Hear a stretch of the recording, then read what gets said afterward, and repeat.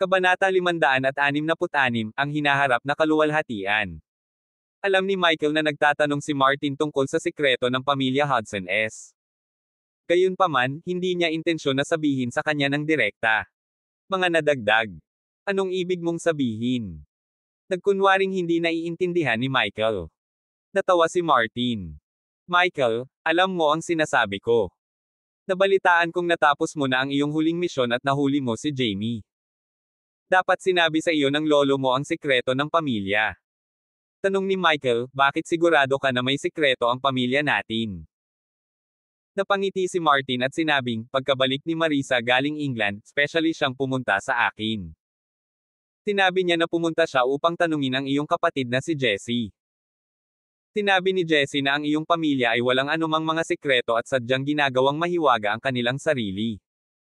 Gusto lang ng pamilya mo na ipalagay sa mga tagalabas na napakalakas ninyo. Sabi ni Michael, I see. At hindi ka naniniwala dyan. Sabi ni Martin, syempre hindi ako naniniwala. Ilang dekada ko nang kilala ang lolo mo at ilang dekada ko nang pinagmamasdan ang pamilya mo. Bago ka pa man isinilang. Sigurado akong may tinatagong kapangyarihan ang pamilya mo. At ngayon, sa wakas napatunayan ko na ang aking haka-haka. Natigilan si Michael, hindi alam ang ibig sabihin ni Martin. Sa pagkakataong iyon, biglang inilabas ni Martin ang kanyang telepono at iniabot kay Michael. Hindi masyadong maganda ang mata ko, at hindi ako magaling gumamit ng phone. Tulungan akong tingnan ang aking pinakabagong mensahe. Ito ay isang video. Buksan mo at tingnan mo. Natarante namang kinuha ni Michael ang phone ni Martin. Sinabi ni Martin sa kanya ang password na may lubos na tiwala sa kanya. Matapos i-unlock ang telepono ni Martin at buksan ang mensahe, nakita niyang may nagpadala sa kanya ng video noong hapong iyon. Laking gulat ni Michael nang pinindot niya ang video. Ito ay isang video ng Michael na nagmamaneho ng Porsche 888 habang nakikipagkarera kay Harry ng hapong iyon. Paano nakuha ni Martin ang video na ito? Mga update ni Com. Nang makitang medyo balisa si Michael, napangiti si Martin, huwag kang mag-alala, Michael. Walang makakaalam sa video na ito. Sikreto ko lang sayo. Kung sino man ang magtangkang mag-leak ng balitang ito, agad kong isasara. Hindi ko hahayaang kumalat ito online. Dapat alam mo na may kakayahan ako. May mga mata sa lahat ng dako sa kabisera. Maaaring may hindi sinasadyang nakasaksi sa eksena. Sa mga koneksyon ni Martin sa kabisera, maaaring makatulong siya sa Michael. Kinuha ni Martin ang phone at muling tinignan. Ulalas niya, nakakamangha talaga. Ang kasalukuyang teknolohiya ng sasakyan ay maaari nang makapaglakbay sa mga sasakyan sa pamamagitan ng lupa at sa himpapawid. Kung hindi dahil sa iyo, hindi ko akalain na masasaksihan ko ang tanawing ito bago ako mamatay. Huminto si Michael sa pagtatangkang itago ang katotohanan. Tama iyan. Ang Hudson S ay may ilang nakatagong kapangyarihan. Ang kotse na nakita mo ay bahagi lamang nito. Gayunpaman, hindi lamang ang Hudson S ang may ganoong kapangyarihan. May iba pang pamilya. Nagulat si Martin. Oh, may iba pang pamilya. Anong mga pamilya sila? Sagot ni Michael, nariyan din ang pamilya Park mula sa South Korea at ang pamilyang Miyamoto mula sa Japan. May alam ka ba tungkol sa dalawang pamilyang ito? Umiling si Martin. Maraming pamilya ang kilala ko sa South Korea at Japan, ngunit hindi ko pa sila narinig. Parang ang dalawang pamilyang ito ay nakatago ng husto tulad ng pamilya ni Michael. Michael, naniniwala ako na ang Hudson S ay hindi lamang ang mga pinuno sa mga tuntunin ng teknolohiya kundi pati na rin sa mga tuntunin ng lakas ng militar. Alam mo na ito ay isang bagay na maaaring baguhin ang mundo. May gusto akong ipakilala sa'yo. Mula sa biglang pagbabago ng ekspresyon ni Martin, masasabi ni Michael na ang taong ito ay isang napakahalagang tao. Nahulaan na ito ni Michael. Tanong niya, ikaw ba ang nagpasimula ng pagpapakilala? O hiniling ba ng taong iyon na makipagkita sa akin? Sabi ni Martin, ako ang nag-initiate ng introduction. Mukhang nahulaan mo na kung sino ang taong iyon. Tinanggihan ni Michael si Martin. Sorry, ayaw ko siyang makilala. Nagulat si Martin. Dahil nahulaan na ni Michael ang pagkakakilanlan, bakit niya ito tatanggihan? Ito ay isang taong pinangarap ng lahat sa US na makilala. Paliwanag ni Michael. Gusto ko lang matapos muna ang misyon na binigay sa akin ni Lolo. Ang mga pamilyang Park at Miyamoto ay lihim na nagre-recruit ng mga tao sa ating bansa. Kailangan kong malaman ang layunin nila. Natarante si Martin nang marinig iyon. Oh, may ganyan. Hindi ko pa ito narinig. Michael, alam kong makabayan kayo ng lolo mo. Magkampi tayo. Hindi ko papayagan ang mga tao mula sa ibang mga bansa na magplano sa ating bansa. Kung kailangan mo ng tulong ko, sabihin mo lang. Tumango si Michael. Salamat. Nakangiting tinapik ni Martin ang balikat ni Michael. Anak, pakiramdam ko ay tiyak na ikaw ang magiging kaluwalhatian ng ating bansa sa hinaharap.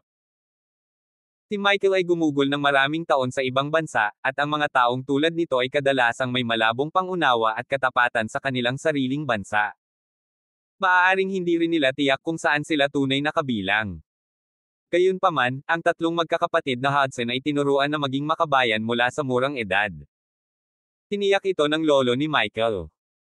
Dati, hindi maintindihan ni Michael kung bakit, ngunit ngayon ay mas marami na siyang naiintindihan. Matapos mawala si Charleston, kinokontrol ni Michael at ng kanyang mga kapatid ang mga lihim na pag-aari ng Hudson S. Ang mga asset na ito ay maaaring makaimpluwensya sa mundo. Kung si Michael at ang kanyang mga kapatid ay walang pakiramdam ng pagiging kabilang sa kanilang tinubuang bayan, malamang na hindi nila ito matutulungan. Sa mga nagdaang taon, nakita ng US ang pagsulong sa pag-unlad ng teknolohiya. Samantala, ang Hudson S ay na-target ng iba pang 8 pamilya at pinilit na lumipat sa England. Iniisip ni Michael kung may koneksyon ba ang dalawa.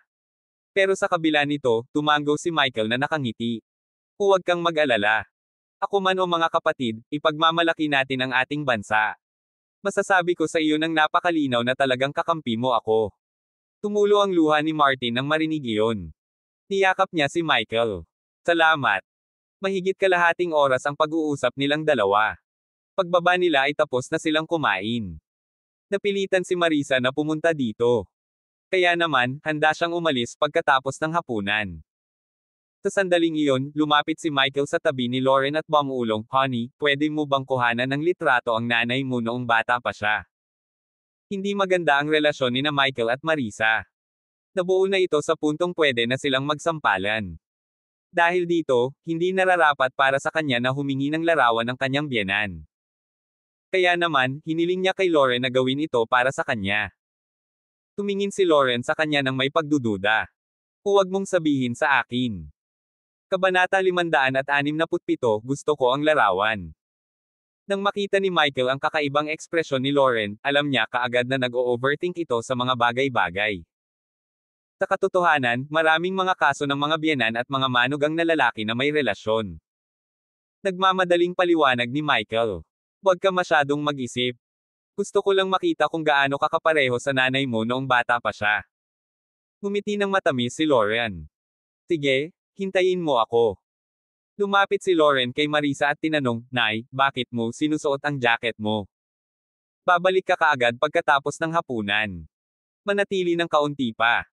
Malungkot na tiningnan siya ni Marisa at sinabi sa kakaibang tono, "Hindi lang ikaw ang may-ari ng bahay na ito. Paano ako mananatili dito hanggat gusto ko?" Alam ni Lauren na hindi pa rin matanggap ng kanyang ina ang katotohanang nakatira siya sa iisang bubong ni Victoria. Kailangan niya ng oras para masanay. Pagkatapos ng lahat, ang mga anak na babae ng mayayaman at makapangyarihang mga pamilya ay lumaking parang maliliit na prinsesa. Nagkaroon sila ng labis na pagmamalaki. Hindi naging madali para sa kanila na ibahagi ang kanilang asawa sa ibang babae.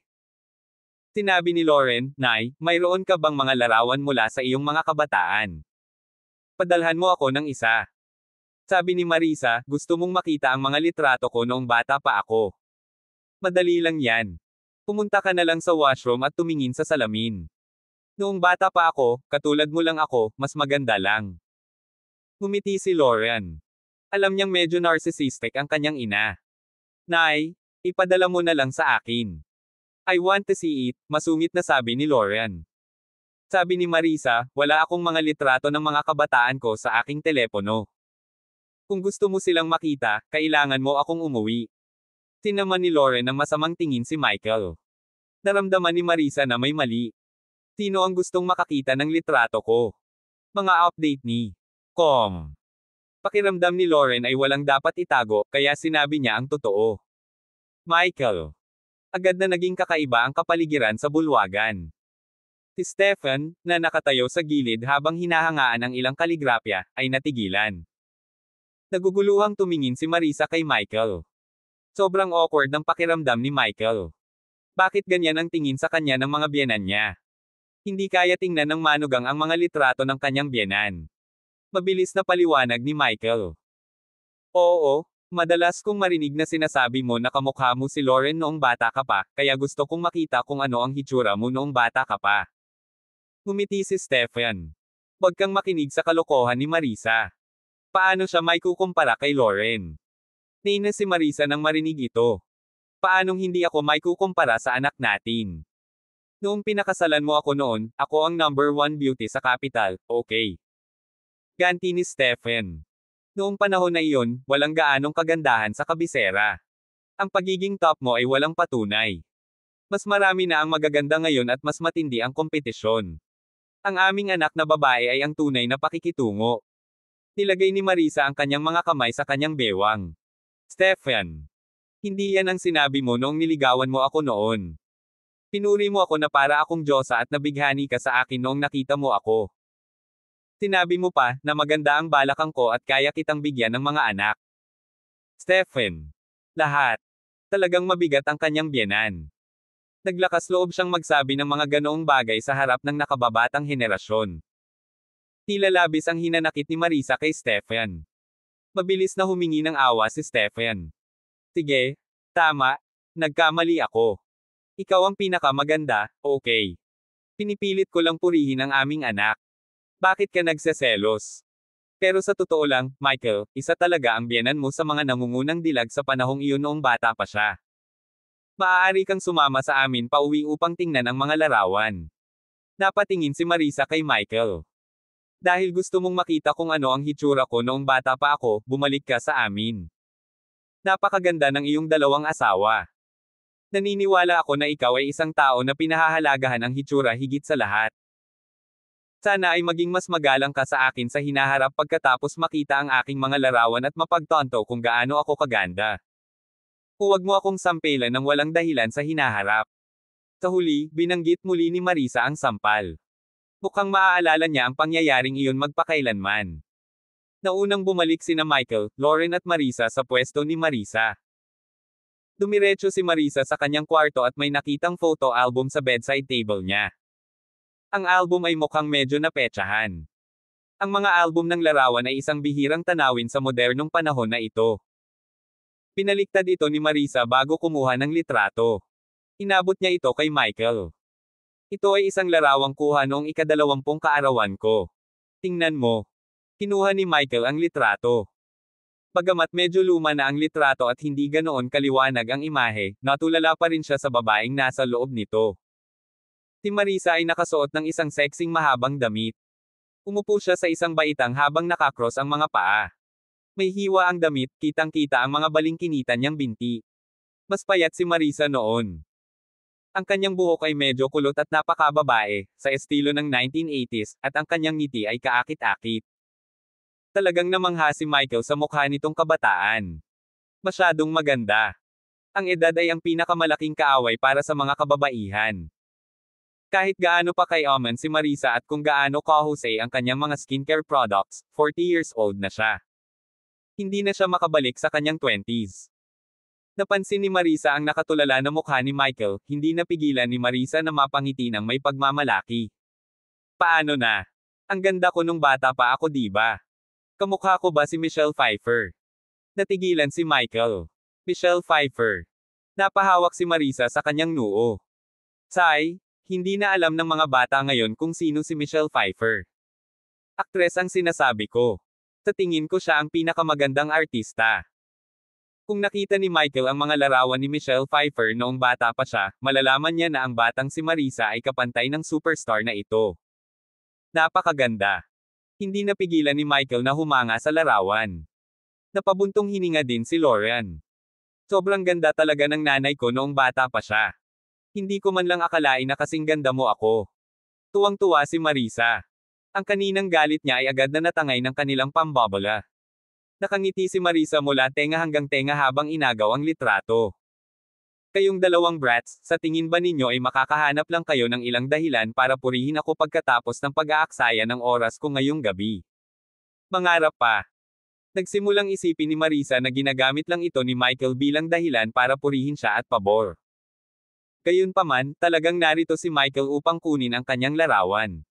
Seryosong tumingin si Michael kay Marisa. Nanay, maaari mo bang ibigay sa akin ang larawang ito? Natigilan si Marisa. Bakit? Bakit gusto mo ang litrato ko? Nasa dilema si Michael. Wala siyang maisip na makatwirang dahilan. Ano kayang magandang dahilan ng isang manugang na gusto ang litrato ng kanyang biyenan? Kabanata 568, alam ni Lauren ang lihim ng pamilya. Tagasalin, Atlas Studios Editor, Atlas Studios. Hindi magaling si Michael sa mga ganitong sitwasyon. Hindi niya alam kung anong dahilan ang gagamitin. In the end, he said, gusto ko lang hiramin. Ilang araw lang. Ibabalik ko talaga ito sa iyo. Nakakita pa rin ng kakaiba si Marisa. Bakit mo hiniram ang litrato ko?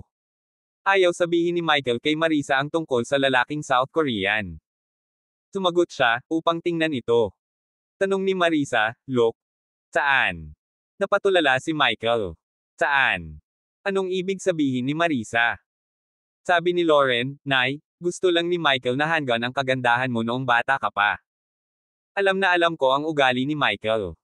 Hinding-hindi kanya, igagalang. Kawalang galang sa kanya. Napatulala si Michael. Lauren, anong ibig mong sabihin? Paano ko hindi igagalang ang iyong ina? Ang kapaligiran ay agad na naging lubhang awkward. Namula talaga si Marisa na kanina pa ay dominanti sa harap ng kanyang manugang. Noon lang napagtanto ni Michael ang ikinababahala ni na Marisa at Lauren. Nag-aalala sila na baka may dirty thought si Michael kay Marisa. Heavens, inosente siya. May respeto lang si Michael kay Marisa bilang biyenan niya, at disgusto sa ugali nito. Imposibleng magkaroon siya ng anumang immoral na pag-iisip tungkol sa kanya. Agad na nagmura si Michael. Mom, gusto ko lang tingnan ang litrato. Mga update ni Com. Nauutal na si Marisa na noon pa man ay magaling magsalita. Dahan-dahan niyang iniabot ang litrato kay Michael. Well, since you want to see it, take it. Salamat ina. Kinuha ni Michael ang litrato at nagpasalamat sa kanya. Sabi ni Marisa, huwag mong bahiran ang litrato.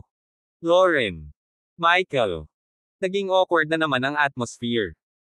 Pahayag ni Marisa, matagal nang walang tumira sa bahay nyo. Maraming alikabok. Paniniguro ni Michael sa kanya. Nako, kumuha na ako ng cleanang lady. Nilinisin ko ang buong lugar bukas. Huwag kang mag-alala, ibabalik ko talaga sa iyo ang larawan sa orihinal nitong estado. Noong una, binalak ni na Michael at Lauren na uminom ng tsaa sa bahay ng kanilang biyenan bago umalis. Gayunpaman, ang kapaligiran ay naging masyadong kakaiba. Umalis sina Michael at Lauren wala pang 5 minuto matapos matanggap ang larawan. Minsang lumabas siya sa bahay ng kanyang biyenan at bumalik sa kanyang Porsche 888, nakahinga siya ng maluwag na parang may natanggal sa kanyang mga balikat. Talagang hindi niya inasahan na ang paghingi ng litrato sa kanyang biyenan ay magiging isang nakakakilig na karanasan. Sa sandaling iyon, si Lauren, na nakaupo sa front passenger seat, ay tinapik ang braso ni Michael at nagtanong, Hobby, sabihin mo sa akin ang totoo. Interesado ka ba sa nanay ko? Halos mapatalon si Michael. Honey, bakit mo naisip yan? Siya ang iyong ina, ang aking biyenan. Paano ako magkakaroon ng anumang masasamang pag-iisip tungkol sa kanya? Sa totoo lang, medyo tradisyonal na tao si Michael. Tinanggihan pa niya ang nakababatang kapatid ni Ivy na si Elle na mapalapit sa kanya. Pinilit niyang lumayo sa kanya.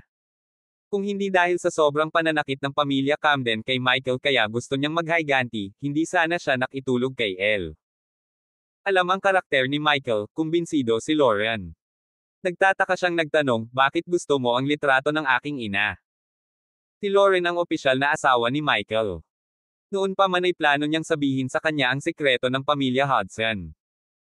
Hinawakan ni Michael ang kamay ni Lauren. Honey, may gusto akong sabihin sa'yo ngayon. Tungkol ito sa sekreto ng pamilya Hudson. Ikaw ang asawa ko at miyembro ng pamilya Hudson. May karapatan kang malaman ang lahat ng ito. Medyo kinabahan si Lauren nang makitang biglang naging seryoso si Michael. Mataimtim siyang tumango. Nagpatuloy si Michael. Ang sikreto ng pamilya Hudson ay nagtataglay tayo ng mga nakatagong kakayahan sa iba't ibang larangan, tulad ng medisina, teknolohiya, internet, at iba pa. Tingnan mo itong sasakyan na ibinibigay ko sa iyo. Hindi ito binagong bersyon ng Porsche 911.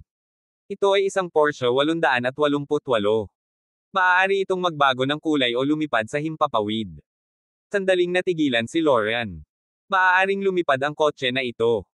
Tumingin si Michael sa paligid at nakitang walang tao. Hayaan mo akong ipakita sa iyo. Lumipat si Michael sa flight mode. Agad na humandar ang sasakyan, natakot si Lauren.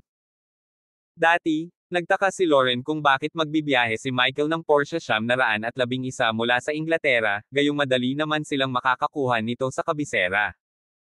Ito ay lumabas na ito ay hindi isang Porsche 911 sa lahat. Ito ay isang futuristic na modelo na walang kumpanya ng sasakyan sa mundo na ipinagbibili. Gumawa ng maikling demonstrasyon si Michael bago muling bumagsak sa lupa. Nipatikip ng bibig si Lauren sa gulat. Oh my God! Ito rin, hindi ka panipaniwala. Kailan ipapalabas ang Porsche 888? Kailan magiging karaniwan ang mga ganitong sasakyan sa mga lansangan? Ngumiti si Michael. Siguro 10 years, maybe 20, maybe 100 years. Depende yun kung kailan ilalabas ito ng 8 dakilang lihim na pamilya sa mundo. Mahal, maaaring hindi mo ito alam, ngunit ang lahat ng mga high-end na teknolohiya sa mundong ito ay kontrolado ng 8 mahuhusay na pamilya, kabilang ang Hudson S. Masasabing kontrolado natin ang mundong ito. Nagulat si Lauren. 8 dakilang pamilya. Bukod sa Hudson S, may iba pang pamilya. Tumango si Michael. Kabilang sa iba pang mga pamilya ang pamilya Park mula sa Hudson S, ang pamilyang Miyamoto mula sa Japan, gayon din ang mga pamilyang Rong at Geng mula sa China. Ang pamilya Addington mula sa England, ang House mula sa Germany, at ang pamilyang Smith mula sa Switzerland. Seryosong nakikinig si Lauren. Hindi pa niya narinig ang alinman sa mga pamilyang ito. Sila ay talagang malihim tulad ng mga steel. Noon pa man ay iniisip niya na ang pamilya Howard ay nasa tuktok na ng food chain, ngunit ngayon ay alam na niya na sila ay mga menor de edad na karakter na kontrolado ng iba. Sinabi ni Michael, sasabihin ko sa iyo ang tungkol sa pinagmulan ng 8 pangunahing pamilya ng detalyado kapag mayroon akong oras. Ngunit masasabi ko sa iyo ngayon na ang Hudson S ang pinakamahina sa 8. Bukod dito, ayon sa aking lolo, ang iba pang 7 pangunahing pamilya, lalo na ang mga pamilyang Park at Miyamoto, ay gustong paalisin ang mga Hudson. Ulalas ni Lauren. Ano? Paano ito nangyari? Gulat na gulat siya. Bilang manugang ng pamilya Hudson, itinuring niya ang kanilang karangalan bilang kanya. Sinabi ni Michael, nabalitaan ko na ang mga pamilyang Park at Miyamoto ay palihim na nagre-recruit sa ating bansa. Nabalitaan ko na may lalaking taga South Korea na naghahanap ng mga babaeng nasa katanghaliang gulang na maganda noong bata pa sila. Kaya ginagamit ko ang larawan ng iyong ina para malaman ang higit pa tungkol sa taong iyon. Pinaghihinalaan ko na ang taong iyon ay maaaring mula sa pamilya Park. Naalala ni Lauren. Naghahanap ka ba ng mga babaeng nasa katanghaliang gulang na maganda noong bata pa sila? Hindi ka taka-taka na biglang nauso ang pagpapakita ng magagandang ina sa social media. Ito ang pinaka-trending topic ngayon. Baka may sadyang gumagastos ng pera para i-hype ang paksang ito. Kabanata 569, Pagsisiyasat. Tumango si Michael. Hindi lang hari ang ginamit ng South Korean. Sa sobrang yaman nila kaya nilang gumastos ng pera para ipagmalaki ng mga mangmang na netizens ang mga larawan ng kanilang mga ina. Sa ganitong paraan, madaling maskan ng South Korean ang mga poste at piliin ang mga nakakatugon sa kanyang mga kinakailangan, at pagkatapos ay makarating sa taong iyon sa anumang paraan. Idiniin ang kamay sa ibabaw ng ulo ni Lauren, binigyan siya ni Michael ng nakakalokong ngiti, I don't have any feelings for your mother. Huwag mo akong isipin na ganoong klaseng tao. Ngumiti si Lauren. Siyempre alam kong hindi ikaw. Ang punto ay iniisip ng nanay ko na interesado ka sa kanya. Haha, hindi ko akalain na ganito pala ka-narcissistic ang nanay ko. Baka isipin pa niya na may gusto sa kanya ang kapatid mo. Ngumiti si Michael, maraming babae na nasa 20s ang gusto ng mga lalaki na nasa 40s. Kaya hindi nakakapagtaka kung maraming lalaking nasa 20s ang nagkakagusto sa mga babae na nasa 40s. Hanggat hindi galit sa akin ang nanay mo, hanggat hindi naaapektuhan ng kasal natin ang relasyon ng mag-ina, mas gugustuhin kung tretuhin niya akong immoral na manugang na may mga disenyo sa kanya. Na-touch naman si Lauren at nilagay niya ang kamay niya kay Michael. Alam niyang malaki ang pagtatangi ng kanyang ina kay Michael. Kasabay ng tatlo kay Brad, ang relasyon nilang dalawa ay palaging isang malaking problema. Hindi katakataka na ang iyong lolo ay nag-ayos sa inyong tatlo mula sa murang edad at ipinatupad sa inyo ang lahat ng uri ng mga misyon sa pagsasanay. Ang kayamanan na minana mo ay makapagpapabago sa buong mundo. Hobby, bigla akong nakaramdam ng kaba. Kung ikaw ang mamumuno sa Hudson S, kailangan ba ito ng kilos ko ay maaaring makaapekto sa buong mundo? Kinurot ni Michael ang mukha ni Lauren sabay ngiti. Tama iyan. Kung lalaban ka sa akin balang araw at ibunyag ang Porsche 888 sa buong mundo sa galit, sisubog ang buong industriya ng kotse. Nakaramdam ng takot at pinanibik si Lauren. Sinong babae ang tatanggi sa ganoong katayuan? Muli siyang nagtanong, mamanahin ba ng anak mo kasama si Ivy kung ano ang responsibilidad ng pamamahala sa mundo? Nainggit ako bigla kay Ivy. Kung alam niya na ang kanyang anak ay maaaring makaimpluwensya sa mundo sa hinaharap, magiging masaya siya. Tama si Lauren. Si Ivy ay palaging walang kabuluhan at walang katapusan na hinahabol pagkatapos ng isang mataas na katayuan sa lipunan, na gustong hanggan at sambahin. Kung alam niya ang sikreto ng pamilya Hudson at alam niyang ang kanyang anak ang magiging pinuno ng mundo sa hinaharap, tiyak na mararamdaman niya ang labis na pagmamataas. Sinabi ni Michael, ang aking lolo at ama ay pinapabore ng mga lalaki kaysa mga babae. Gayunpaman, sa tingin ko ang mga lalaki at babae ay pantay. Manahin man ang negosyo ng pamilya o pagbabago ng mundo, naniniwala ako na kaya rin ito ng mga babae. Masyado pang bata ang anak ko kay Ivy. Samantala, 4 na taong gulang na si Chloe. Gusto kong pakasalan si Chloe simula ngayon. Ano sa tingin mo? Bilang isang batang babae mula sa kabisera, hindi kailanman naramdaman ni Lauren na siya ay mas mababa kaysa sa mga lalaki. Katulad niya si Chloe. Gayunpaman, hindi inaasahan ni Lauren na gusto ni Michael si Chloe na maging pang-4 na henerasyong tagapagmana ng pamilya Hudson. Tumango si Lauren. Oo. Tiyak na magpe-perform si Chloe. Mga update ni Com. Kinaumagahan, nagising si Michael na mag-isa sa kwarto. Nais niyang magkaroon ng isang babae sa bawat braso kagabi, na tinatamasa ang sandali na hindi masisiyahan sa mga ordinaryong lalaki. Sa kanyang pagtataka, pinili nina Victoria at Lauren na matulog ng magkasama. Bukod dito, isinara nila ng mahigpit ang pinto at tumanggi silang papasukin si Michael. Kaya walang choice si Michael kundi suluhin si Lauren, na nag-iisa, pagkagising. Hinayla siya nito papunta sa kanyang silid at muling isinalaysay ang mga nangyari ilang taon na ang nakararaan sa madilim na silid na iyon. Pagkatapos noon, tinulungan ni Lauren si Michael na isuot ang kanyang damit ng may ngiti. Inayos niya ang kanyang damit at buhok bago sinabi sa kanya, "Hubby, good luck. Sana malaman mo kung ano ang gusto ng South Korean." Ngumiti si Michael at pinaalis ang litrato ni Marisa. Hindi nagtagal, nakilala ni Michael si Harry. Nagmamadali silang dalawa sa private club kung saan pinili ng South Korea na makipagkita. Nakatago ang club na ito at wala sa mataong lugar sa downtown. Hindi naman ito kalakihan sa labas, pero pagdating nila sa floor kung nasaan ang South Korean na lalaki, kitang-kita nila na napakarango at klase ng interior. Alam ng lahat na ang mga South Korean ay mahilig sa magagandang bagay at binigyan ng mataas na kahalagahan ang panloob na disenyo. Maraming mga tindahan sa karamihan ng mga bansa ay pare-pareho at walang mga espesyal na katangian. Gayunpaman, ito ay ganap na naiiba sa mga lansangan ng South Korea.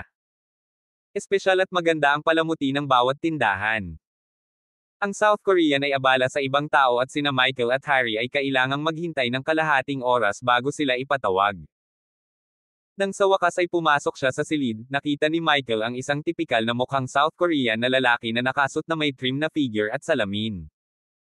Hindi ito ang unang beses na nakilala ni Harry ang lalaking ito.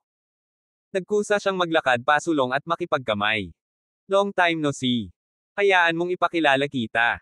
Ito si Mr. Hodgson. Nabanggit ko na siya sa'yo dati. Nakipagkamay din si Michael. Napakadirekta ng South Korean. Ginoo. Hodgson, dinala mo ba ang litrato ng iyong biyenan? Inilabas ni Michael ang litrato ni Marisa sa kanyang bulsa at iniabot sa kanya. Sabi ni Harry, si Auntie Marisa ang number 1 beauty sa capital noong bata pa siya. Tiyak na natutugunan niya ang iyong mga kinakailangan. Kung hindi niya matugunan ang iyong mga kinakailangan, kakainin ko ang sarili kong tae. Tiningnan ng South Korean ang larawan at tumango. Tapos, seryoso niyang sabi, bale naman kung ano ang sasabihin ko. Ang boss ko ang magdedesisyon.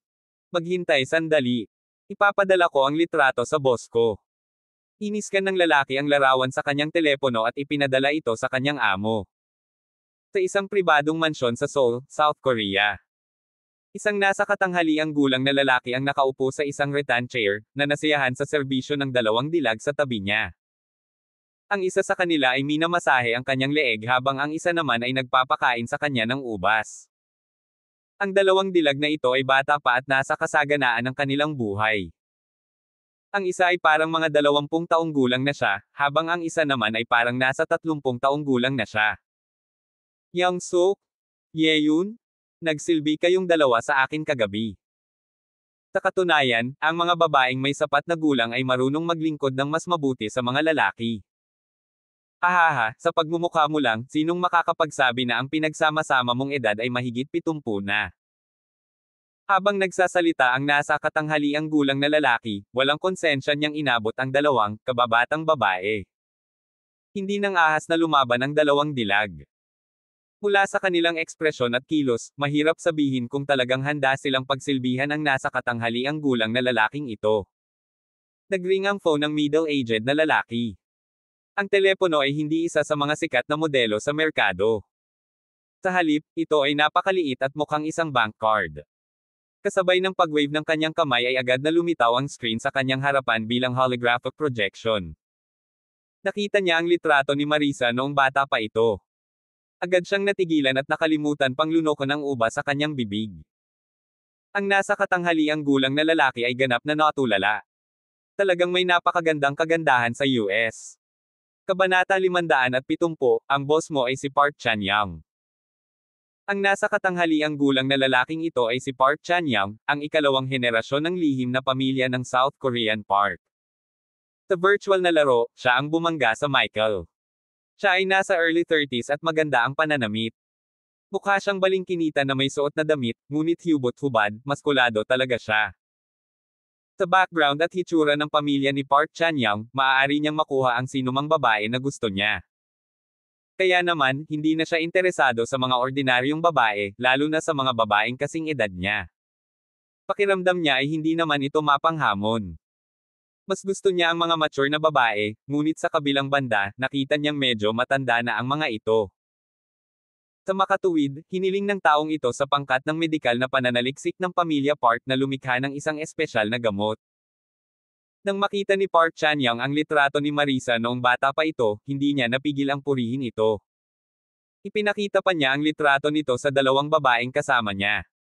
Young-suk, Yeon, ano ang tingin mo sa babaeng ito? Paano siya kumpara sa iyo noong bata ka pa? Nang makita ng 2 babae ang litrato ay hindi rin nila napigil ang purihin si Marisa. Hindi ko may kumpara ang kagandahan at aura niya. Ako rin. Masyado siyang maganda. Tumawa ng malakas si Park Chan-young.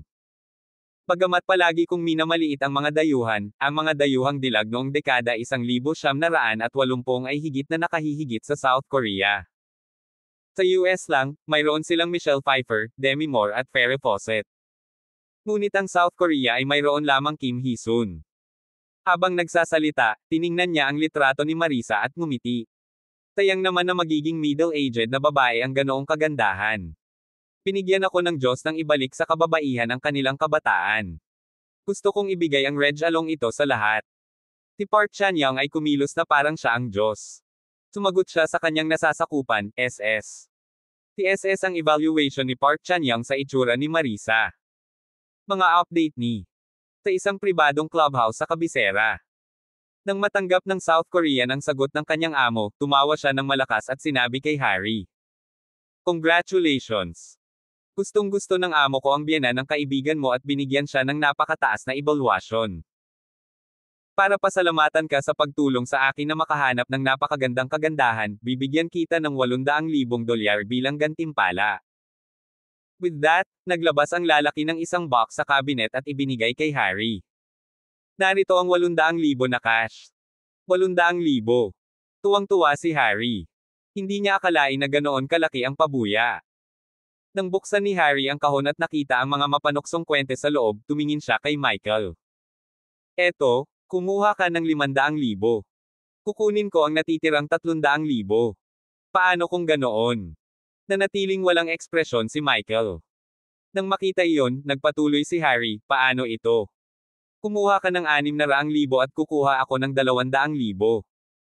Hindi pa rin sumasagot si Michael. Naisip ni Harry sa kanyang sarili, "Huwag mong sabihin sa akin na gusto niyang itago ang buong $800,000 para sa kanyang sarili. Ako ang nagpakilala sa kanya." Hindi niya alam na hindi naman kailangan ni Michael ang pera. Kahit na kailangan niya ito, hindi tatanggapin ni Michael ang ganoong pera. Masayang sinabi ng South Korean kay Harry, "Sabihin sa iyong kaibigan na dalhin ang kanyang biyenan. Kung kaya niyang dalhin sa akin ang kagandahan sa larawan, bibigyan ko pa siya ng $800,000. Nagsasalita ang South Korean sa kanyang sariling wika at nag-aalala si Harry na hindi maintindihan ni Michael. Nagsimulang magsalin si Harry para kay Michael. Gayunpaman, biglang nagsalita si Michael sa Korean. Tanong niya, "Interesado ang amo mo sa biyenan ko? Gusto mong tanggapin ko ang pera mo at ibigay ko sa amo mo? Iyan ba ang ibig mong sabihin?" Parehong nagulat ang South Korean at Harry. Hindi nila akalain na ganoon pala ka-fluent sa Korean si Michael. Gayunpaman, maraming polyglot sa mundong ito ang maaaring magsagawa ng mga pangunahing pag-uusap sa ilang wika. Ngumiti at tumango ang South Korean. "Pinata, napakatalino mo. Iyon ang ibig kong sabihin." Smack! Tinampal ni Michael ang lalaki. Galit niyang sabi, "Gusto mong ayalay ko ang biyenan ko sa amo mo? Sa tingin mo ako ay bugaw. ******* ka." Nahulaan na ni Michael na ang nasa likod nito ay tiyak na pumipili ng mga nasa katanghaliang gulang na mga babae upang maging kalaro niya. Bagamat hindi magkasundo si Michael kay Marisa at madalas itong awayin, iginagalang pa rin niya ito bilang kanyang biyenan. Nanay pa rin siya ng asawa niya. Paano niya hahayaan ang ibang lalaki na maging walang galang sa kanyang biyenan? Galit na galit ang South Korean. *****. Kasuklam-suklam kang brat. Gusto mo ng mas maraming pera, tama? Bibigyan kita ng $2,000,000. Tawagan mo ang biyenan mo." Smack! Smack! Binigyan ni Michael ng dalawang magkasunod na sampal ang lalaki, dahilan para samuka ito ng dugo. "Naglakas loob ka pa ring makipagtawaran sa akin." Pinandilatan siya ni Michael na may intensyong pagpatay. Nang makitang hindi maganda ang nangyayari, mabilis na hinaila ni Harry si Michael pabalik. "Michael, itigil mo na ang pakikipag-away. Ang South Korea na ito ay mula sa isang hindi pangkaraniwang background. Hindi siya dapat pagtripan." Galit na galit ang South Korean. "Ang yabang mo. Sa palagay mo ba maaari mong tingnan ang lahat ng tao dahil lamang sa mayroon kang ilang impluwensya sa kabisera? Hindi mo ba alam na laging may mas makapangyarihan sa labas? Bata, kahit hindi ko alam kung saang pamilya ka galing sa kabisera, binabalaan kita. Kung i-provoke mo ako, kahit saang pamilya ka galing, mamamatay ka." Ngumisi si Michael. "Siguradong mayabang ka. Wala ka bang respeto sa mga pamilya sa kabisera?" Itinuwid ng South Korean ang kanyang likod at buong pagmamalaking sinabi, "Tama. Sa mga mata ng amo ko, kayong mga pamilyang nasa matataas na klase ay mga hamak na alipors lang." Lalong naging sigurado si Michael na ang utak ay mula sa pamilya Park. Tanong niya, "Oh, mayabang kaya? Gusto kong malaman kung saang pamilya galing ang amo mo noon." Tumawa ang South Korean. "Hindi mo deserve na malaman." Ngumisi si Michael. "Ang pamilya Park, tama ba?" Agad na nawala ang ngiti sa mukha ng South Korean. "Paano? Paano mo nalaman? Ang pamilya Park ay isang lihim na pamilya. Kahit ang mga lokal na pamilya sa South Korea ay hindi alam ang tungkol sa kanilang pag-iral." Natigilan ang South Korean. Hindi niya alam kung saan nakuha ni Michael ang sagot. O ito ba ay isang pagbaril sa dilim? Naisip ng lalaking taga South Korea sa kanyang sarili, ang pamilya Park ay isang lihim na pamilya. Imposibleng malaman ng dayuhang batang ito ang kanilang pag-iral. Pagkatapos ay sinabi niya kay Michael, "Brat, stop making wild guesses. Nagkataon lang na nakuha mo ang tamang apelyido." Kung tutuusin, karaniwan na ang apelyidong Park sa ating bansa. Akala niya ba nambobola si Michael? Ngumiti si Michael at nagpatuloy, "Kung hindi ako nagkakamali, ang boss mo ay si Park Chan-young, di ba?" Ang mga salita ay nagpaputi agad ng mukha ng South Korean.